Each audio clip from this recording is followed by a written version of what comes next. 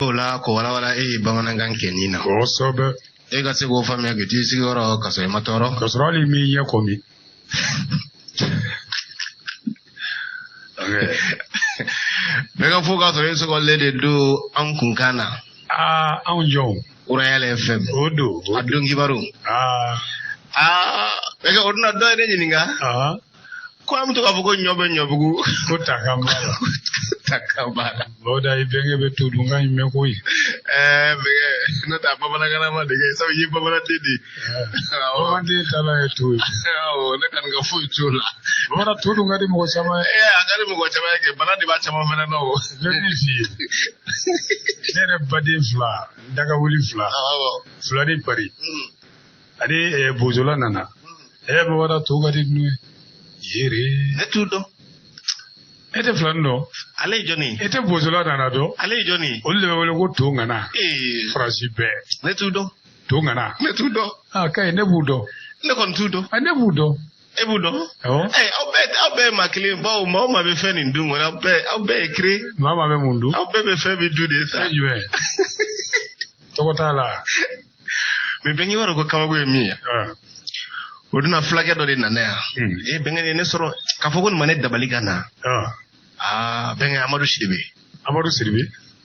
Ko kudin terga ko intere. Ko ne sera ka atoko fodron. Kala be wakili nima. Kamun toko fo. Benga ngaka fenga ninge. Ai benga le ne da baligana gui. Next na ka ta to ko ngo fo da ma.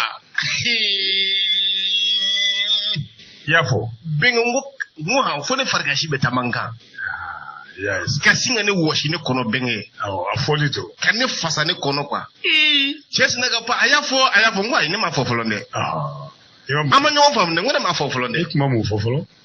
Kona yafo na ngo ikalisa. Ako wale ko yafo ne ngo wale ma fo. Ko kana ko ngana kal ko nyafo ngo ma fo sa. Kie mu fo. Ko fo de ka feto ko fo. Awani ma ka fe ne to ko do buyi. Mene mo sa fe fo buyi. O ma komodo wa. Subhanallah. O mu fe. Be ko fe ne se ka fo. Be ka kuma te ka fe fo. Ikana ke joila zogeta. Ataka fe ni mo ko fe avec la ko fe. Je te ko te fo. Voilà. Allez pour de ta de mo fe. C'est beau duty là. Voilà ga bo agli. C'est beau la go école karabo ta les retraité là. Voilà. Segan molo boro ni ngele bere fo fere jiala o re tara jurula wula fe no de dugu bana je molo tewu ale sira go boro nyunko danye gen ko ka ya fo ko mi daso la sega do dafa ama ko ta ga bo kana yi chusa na boro yi sama ga jiya jay gol karabo retraité we ay zugen ko gole na le yire ira na ba ko lo kare ale makuma ay segati da ko ga yaro me ki chuko ko fe ga boro sama doro dutige boro sama ga jigi tuni kabi aya do ka fogo mo e boro ina jigi asira yi to ko me die bunye ngudi ay de ato ga fenfe gwa ni mo ga fenfe abutla ko fenkwa oy mu fe abra se ga bo sa jigi dalant ne ni ngel egol garamo be retraité e to ga bolo boro ni ngel benye egol garamo e retraité Bele ko ikele nga fo ay wakele ndima. Ayadi ikele nga fay fo. Akoko ko na fo ko ayadi asana ka fle ko wala nya fo ngo wala ne ma fo. Anya kala ko wala ne afo. Me ngone ma bua kala ngo wayen da balidi. Ngo da balde dinela. Be nga anga da balbo dinela.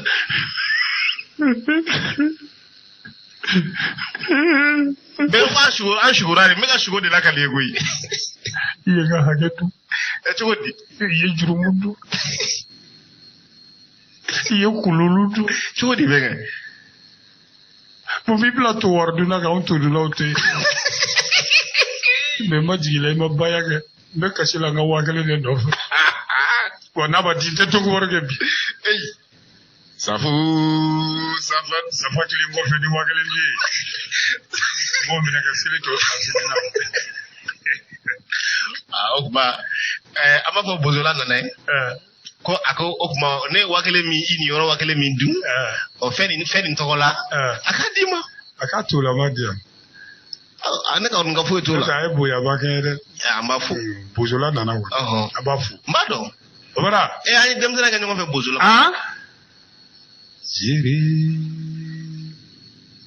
ay di flago no mere dem sana ga saw grand sergon taro men dayle ma cugum na dayle ma cugu fuiti abebe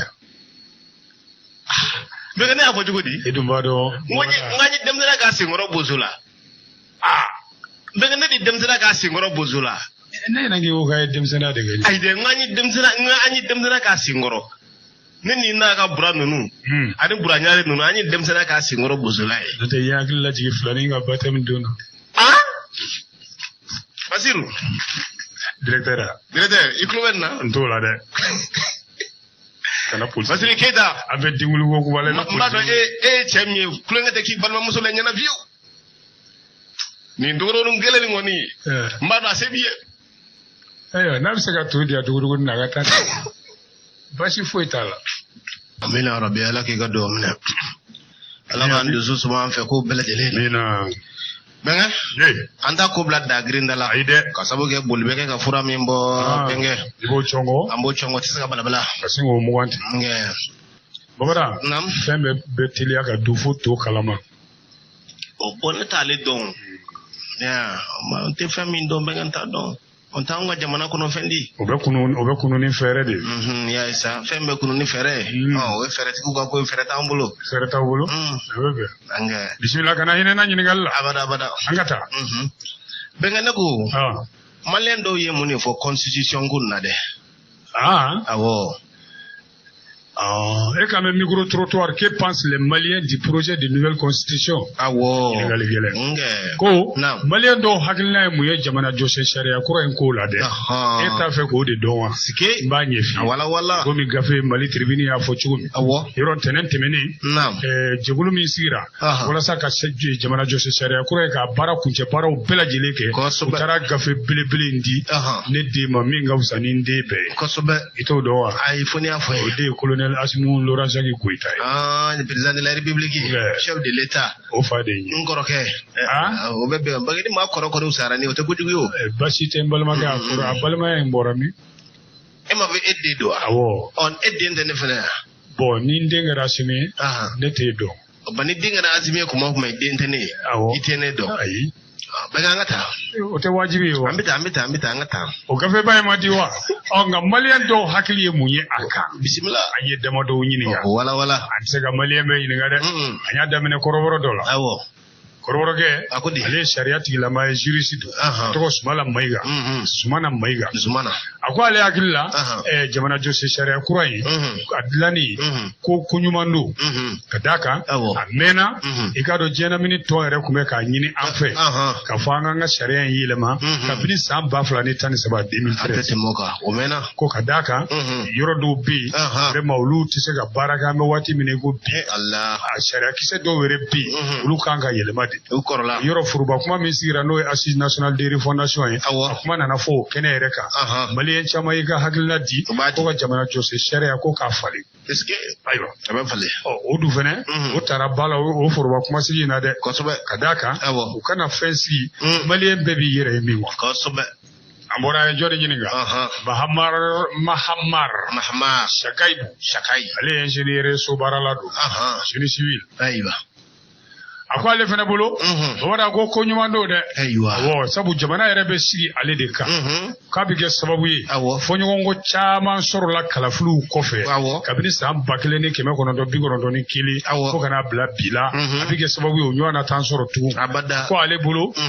nasuru ye jamana de hakilina be konta akono ko ma ko kafe nyumando de tubarakallah o ke sababu yi abi se ka tanye chugo o ka ke Sidi Udije ale yi docteur yi naam fasa sira ke docteur neurochirurgie ako Mali mogo be yelema de o manga nga temesira chama ne fe o sira doye jamana jose kura sharia yi o koni jamana jose sharia kura isa na blara singa makala na mana aye ka fese ka kunguna nyinye bebo nyogona sabe ke ko nyuma yede nyambalo muso do nyininga baymuna saro ale ko de kuma baye tijadu ako ale te foide kalama jamana jose sharia ko ina kale te fen kalama na de ale ko ne ka kuma me na ale ma ye resango ka kala ko manga migoro joma werela ale tina se ka foi fon ayam bala muso wɛrɛ ɲininka ale yɛrɛ an cakɛɲɔgɔn dɔ ye journaliste do Aïssata Diakité a ko ale bolo ko ɲuman do ko nka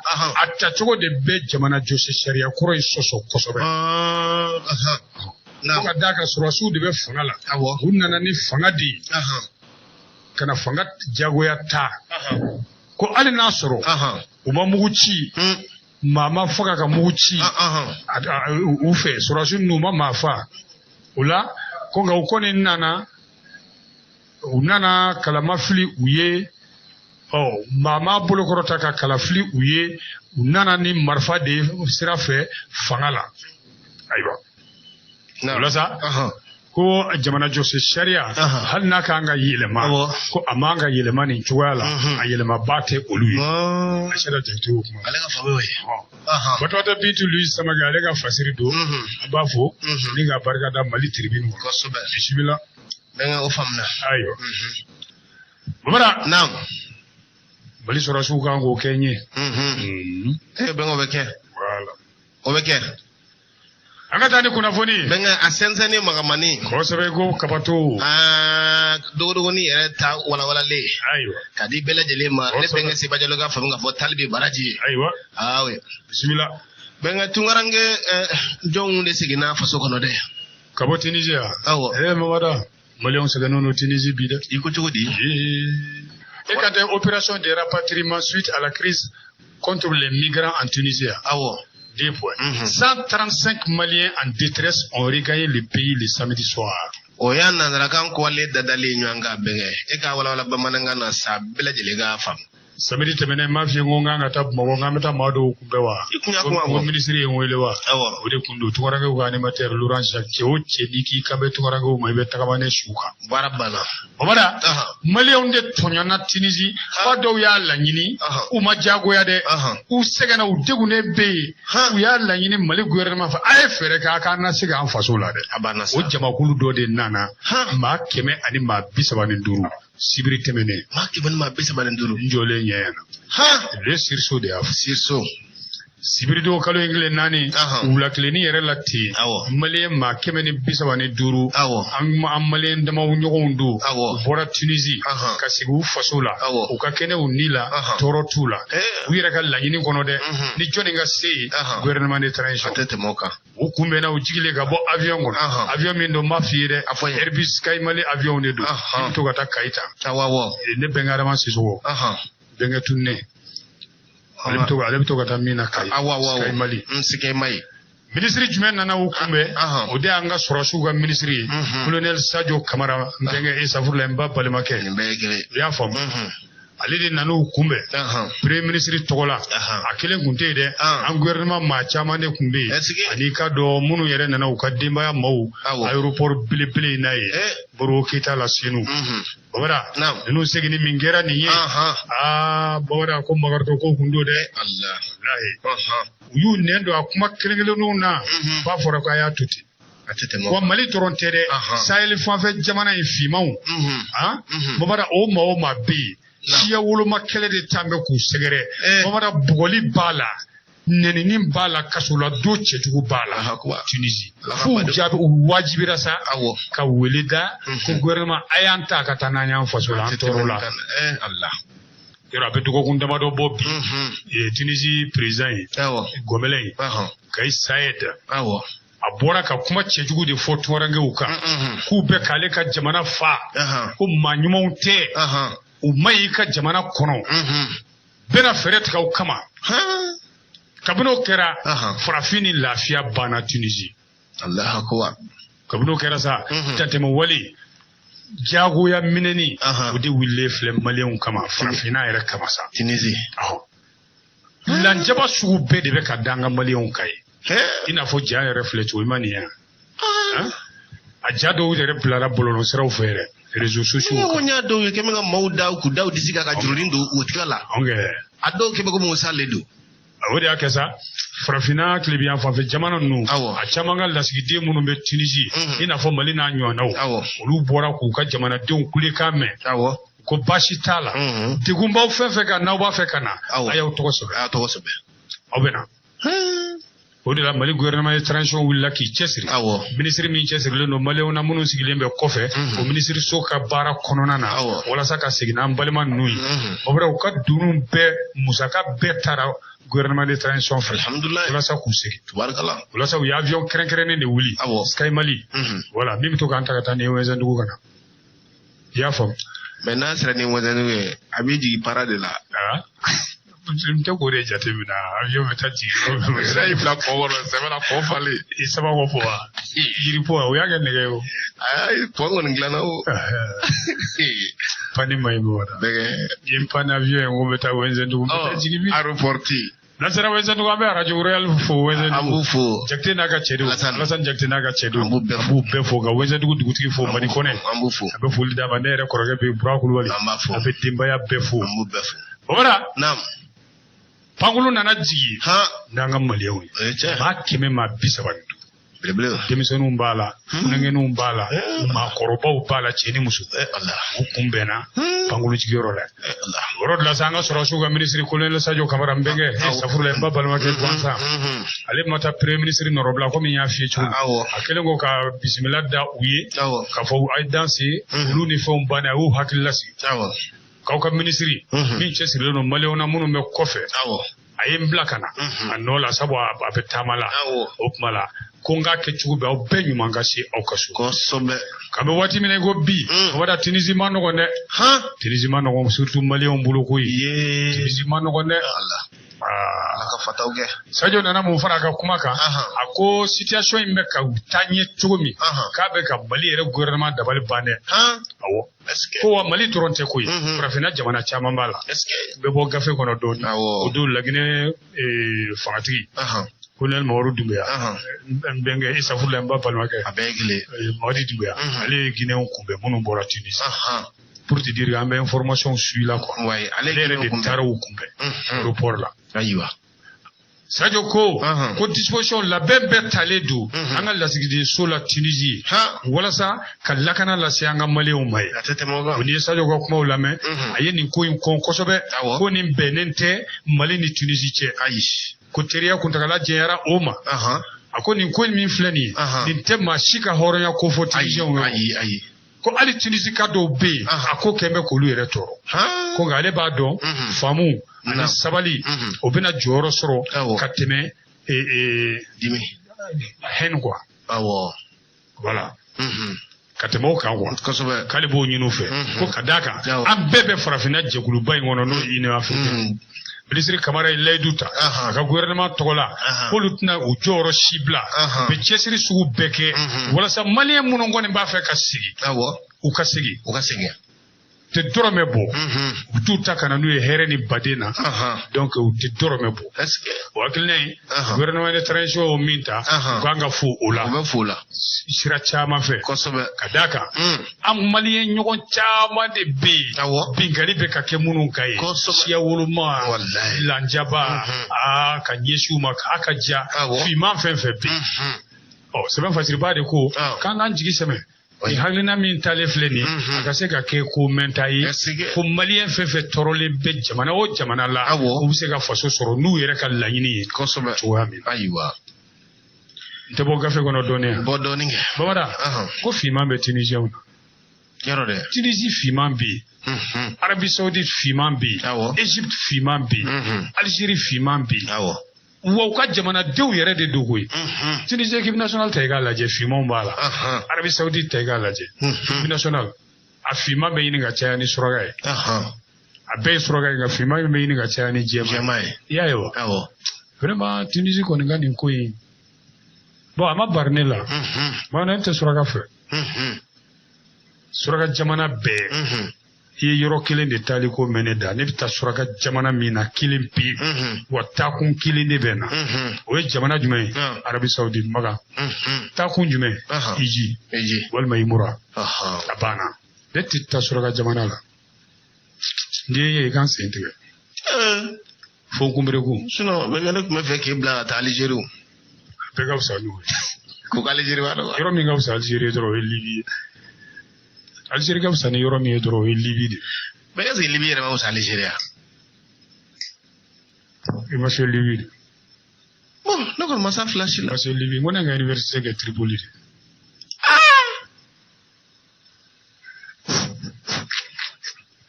Agata. Safa kilin ko fe Tripoli. Kam benge fo fana fo yi. Ala zara su ko fo yi. Bege? Ka Yamadu Kante fo yi. Ba fo. Tripoli. Ka Kilima fo. Grammato, Café Ole. Jajubira ka be fo. Ambu be fo. Bismillah. Benge joni minana. Amdalaya. Pour tentative d'enlèvement. 2 points. Un agent de la police militaire arrêté. Ikodi. De doa. Benga wala ngani fo. Wada. Anga lagana finitigi do de minana kuyi. Police militaire mado. Kuma fe ka chedo de karaba mine katanaye. A kuncera ale yɛrɛ ka minɛli kan. O kɛra cogo di bɛnkɛ? Ni ne danna e tɛna faamu. N tɛ nin faamu. N'i dun m'a faamu. Ne ka kɔɲɔmuso. Ne n'a ɲɛf'i ye dɛ. Kɔɲɔmuso jumɛn? E ba jumɛn jamu ye jaabi. Dɔ fana kɛ. Est-ce que ne b'ale dɔn? E t'i fa ka kɔɲɔmuso dɔn. Bon, n ma se k'a dɔn nin cogo la dɛ. O tuma la i bɛ ka i ba tɔw ka sinaya kɛlɛ kɛ. N'o tɛ bɛɛ b'a dɔn ne ka kɔɲɔmuso ye ba fana ye. Aga ta bɛkɛ. Ne muso ta fo 7 fu ye n gɛn ka bɔ misiri la. Ayi, a bɛ gɛn kun bɔ. Ayiwa. Bɔbɔra. Ni danna i tɛna faamu dɛ. Mali tribune y'a fɔ cogo min. Tɛ kelen fara a kan. Kalo salen février. O tile 25. Awɔ. Finitigi 3 police militaire maaw don. Olu de tɛgɛ minɛna bɔrɔ kɔnɔ. Denbaya dɔ la ye. Nka u kɔni u ma se k'u ka laɲini sabati. Ka d'a kan jigituguza minnu bɛ 5e arrondissement na ye n'o ye polisiw ye. Olu ye dankari k'u la. Maa 3 de tun don. Bɔra u ye 1 de sɔrɔ. Tɔ 2 sentɛgɛ ani ko laban. O tɛgɛ dara 1 min kan sa u y'o di u ka ɲɛmaaw ma. Tɔ 2 kɔni ayi. Hari o. Olu y'a kɛ sentɛgɛ ni ko laban ye. An ka janfa alimami. Est-ce que. Bon ni police militaire cɛ 3 ye. Bɔbɔra u kun bɛ dɔ de ka ci la. Dumuyala la Amdala ye. Dumuyalakaw denkɛ dɔ bɛ yen. Dɔ de ko o denkɛ in ye olu ka telefɔni suɲɛ. Telefɔni ko dɔrɔn na dɛ. Est-ce que. O ko in kɛlen kɔfɛ. I k'a dɔn quartier jeune 2 bɛ yen. Olu nana Dumuyala la k'u sigalen don Dumuya denkɛ la. Min bɛ san 20 bɔɲɔgɔn la o ma tɔgɔ kɛ yan dɛ. Nka écoleden kuma don étudiant don a bɛ université dɔ la an tɛn'o fɔ. K'a y'olu ka telefɔni suɲɛ. Bɔbɔra ni n ko a y'u ka telefɔni suɲɛ. Min bɛ Siriman bolo o tɛ dɛ. iPhone da gɛlɛn ba in. Ko petini y'o suɲɛ. Ayiwa siganaw nana boli sa. Mamada ka d'a kan cɛnin nin t'a siɲɛ fɔlɔ ye siɲɛni na dɛ. O ko k'u ka telefɔni k'a bɛ a bolo. Ko n'a ma di ko tuma la ko bɛ bɔ a la. Ja o tun ye bagabagali dogolen de.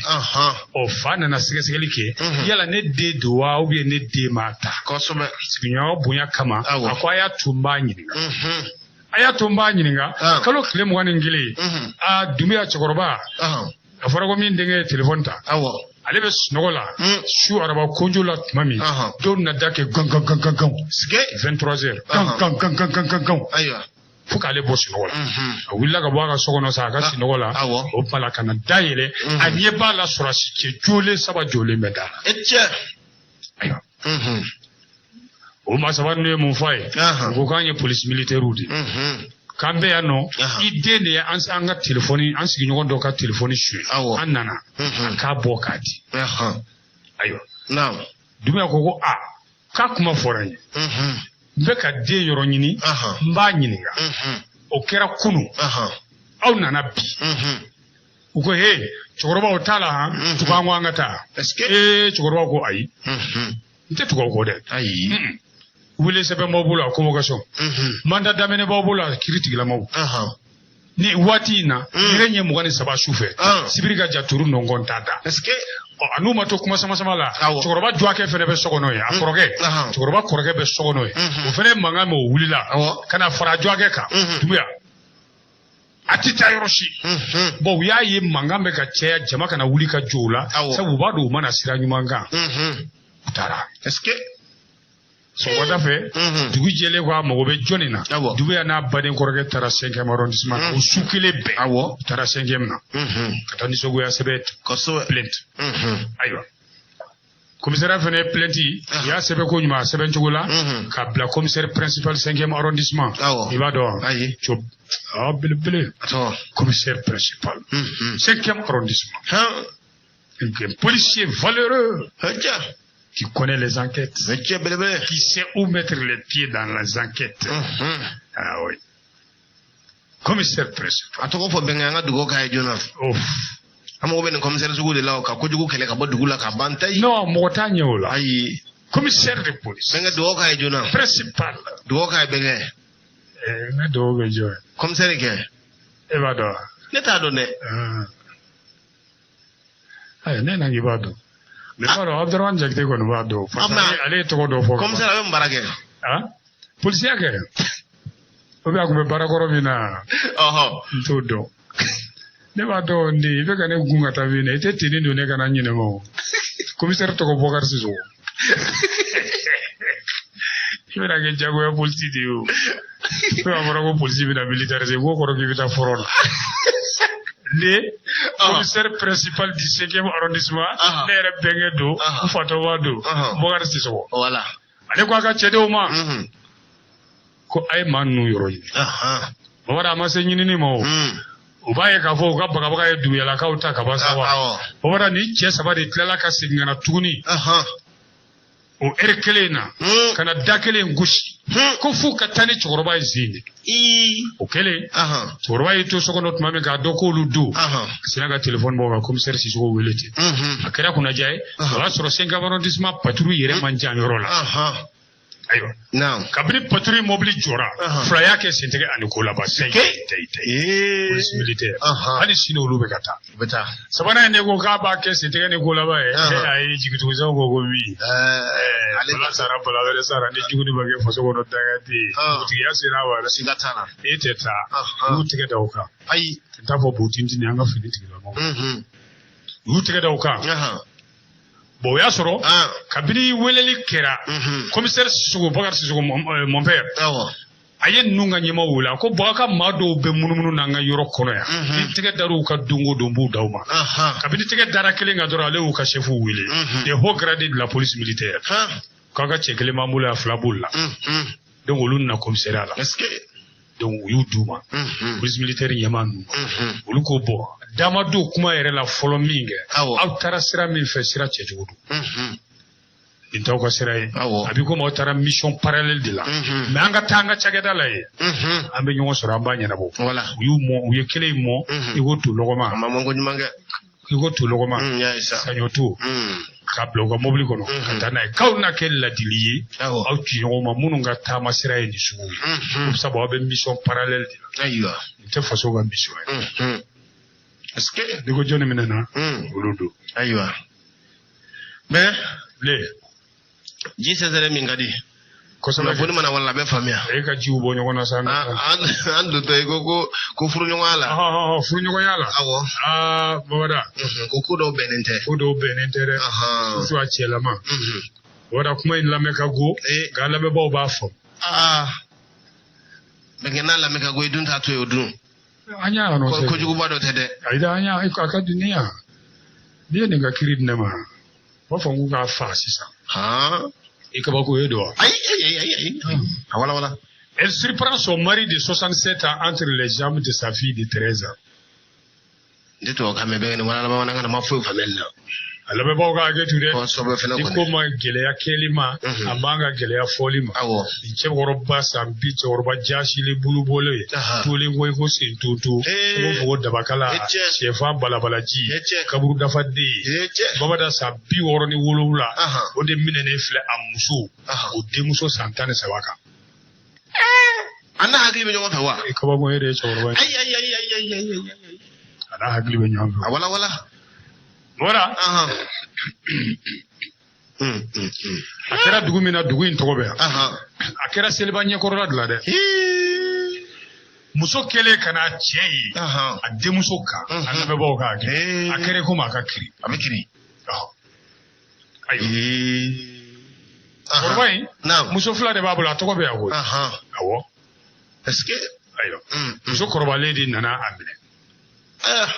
sabu a y'o furu ni denmuso dɔ ye o t'a den ye a minɛna n'o denmuso ye Allah a y'a ta min ye ayiwa sɛbɛn fasiri b'a ka fɔli la dɛ a ma kɛɲana a ɲɛ b'a sɛbɛnnen de la muso yɛrɛ de nan'o minɛ ɲɛ ka mankan ci ka dukɔnɔmɔgɔw bɛɛ lawuli cɛkɔrɔba kulu wuti ko ntumu a ye muso saba burup ka don n'o ye so kɔnɔ ka da sɔgɔ k'i bolo biri o da la o taara ka dankɛ ko n'a ma kuma bila a bɛ taa lahara muso y'i ma fɔ muso ka fɛɛrɛ b'a kɔnɔ o bɛna musobakɔrɔ n'a jɔra musoya kɔfɛ foyi t'a kɛɲɛ nka mɛnna mɛnna gynécologue y'o de kɛ dossier la a bɔ gynécologue fɛ yen n'o papier a y'i tile min brigade de recherche gendarmerie a y'i tile taara Safala tile gendarmerie ayiwa nin kiiri in de kɛra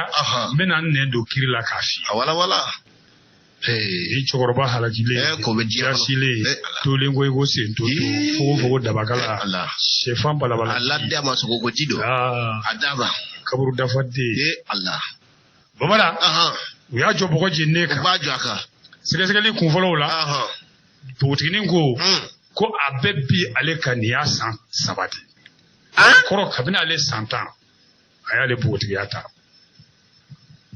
ko n'ale ko a bɛ kuma bamana a bɛ muru de bɔ bifa a y'a daminɛ ni mun ye fɔlɔ ni kafiri anta farawun anta mushrik anta shaitan anta iblis o ka funfun video porno julangolo filmu caman de b'a ka telefoni kɔnɔ ja depuis den fitini a bɛ to k'o de yira yɛrɛ la fo kana hakilina jigin a kɔnɔ o kama fo kana laɲiniw sabati lamɛnbaaw ka hakili to dɛ n'an ma nin cɛkɔrɔba in ka tiɲɛni cogoya fɔ bɛɛ k'i kɔlɔsi i den na ten dɛ surtout ni denmuso b'i bolo min t'i cɛ den n'u gɛrɛla ɲɔgɔn na cogoya dɔ n m'a fɔ ko kojugu don dɛ o ka ɲi yɛrɛ o n'a bɛ kɛ laadiriya ni silamɛya kɔnɔ foyi man di k'o fɔ cɛ b'i fɛ a b'i waliden fɛ i bolo muso bɛ mun ɲini ka tɛmɛ o kan a tɛ tɛmɛ o kan dɛ ayiwa ne kasara ye a bɛ to k'o filimuw de yira i y'a fɔ ne balawu ye ye denmuso ɲininka denmuso y'i nɛn don nin de la k'a bɛɛ ɲɛ a b'a ɲɛfɔ a sɛgɛnna a ko a daminɛ ale tɔɲɔna dɛ don dɔw bi kɛ ale bɛ a dogo ba in na de bamana taama yɛrɛ ka gɛlɛ a ma ni ba y'a ɲininka ko awɔ ko pali de b'ale la sumaya fura bɛ d'a ma k'a sɔrɔ sumaya t'a la ayiwa o kɛlen denmuso m'o ɲɛfɔ ten yan ko hali ba y'u minɛ ni min kɛ tiɲɛ kun don juge ko bon kuma faamuna u ko cɛkɔrɔba lankolon ma an ta farawo n'an ta shaitan an ta iblis an ta mushrik o don k'a kɛra cogo di i b'a dɔn cɛkɔrɔba ye min fɔ a y'i dala cɛ nin bɛɛ la a tɛ tɛmɛ ala ta kan u ko k'a ko filimuw b'i ka telefoni kɔnɔ an y'i ka telefoni minɛ an y'o filimuw kelenw de sɔrɔ a ko awɔ ko filimuw b'ale ka telefoni kɔnɔ mais ale n'a ka kɔɲɔmuso de b'o lajɛ ayiwa ko den ye marifa ko fɛnɛ fɔ k'i y'a bagabaga ni marifa ye ko ayi marifa b'ale bolo komi ale ka marifa sankun ye zonw de kama ye k'ale ma marifa san ka den bagabaga n'a ye c'est pour dissuader d'éventuels voleurs fɛn min ye vidéo ye a ko ale n'a furumuso filanan de b'o lajɛ jugew nana koron k'a koron fo ka taa jɔ a la a jɔlen ko a la tuma min procureur min tɛ hinɛ a tɛ tamakiya nin ko suguw la procureur belebele chevalier de l'ordre national et international u ye kiiri d'ale k'a ka kundama kaso fɔ a ye procureur nin e ko cogo di safurula procureur ko cogo di a y'i ɲɛna k'i ko ne ko cogo i ye n kɛ procureur n da ma fili de a bɛnkɛ a ma fili procureur sara ka ca jamana ka ca dɛ jamana min tɔgɔ bɛ yan nɔ de o procureur sara ka ca dɛ nde n'i y'o ŋaniya ni procureur Laurent Jabito bɛnkɛ ye mun da kun sisan monsieur le procureur wa y'a minɛ aw k'a fa avocat ye delili kɛ direct la wa direct la kɛ a bɔra kasobon na dɔrɔn i t'a jɔ ka mugu ca avocat ko procureur Kulubali sabali bisabre ni sabari ne b'o d'accord a ye san 10 kaso da parce que san 10 kaso datugu mɛku fenêtre ta la shioning kelen pede ba ko abel nimisa ka kewale ko mi terge ko mi nyona abel nimisa ka kewale la mi terge se journée ko ka so mi nyona ya tasalete shioning kelen pe voilà fenêtre ta la voilà santan ka so yo da o da to furu nyawala babada yere fusa ko do kelen siga fuita hal nasro e mawu wo muso de wallahi wo muso de siga fuitula e babada e tara ne ga so so falendo kasro ne re de kelen pe de ula to tambe sigi o de loranga e goli yele mana to me aso mo ti ango souffle ay busoro amodu ay mbolo soro buso wani kelen ko mala nyodo furula obi jaga furula bi ko ya eto oya kabara de ko sabaga nge waral ci worba ko ngati an korobara ha billahi summa tallahi an koroge do be anyana nganu e jabu e koroge fla kilere kitay bambulo an fa wulu diwndi do kulubalu est-ce que afla be bolo no hal sini de banga dukuma be fo atete moka walde na donga de c'était nyede ala kana ndese walde on sigatalo ala kana ndese nyede gadde ba ina rabbi ala naga mo gonyo so amina rabbi ala ko kaka ala yakam ko ke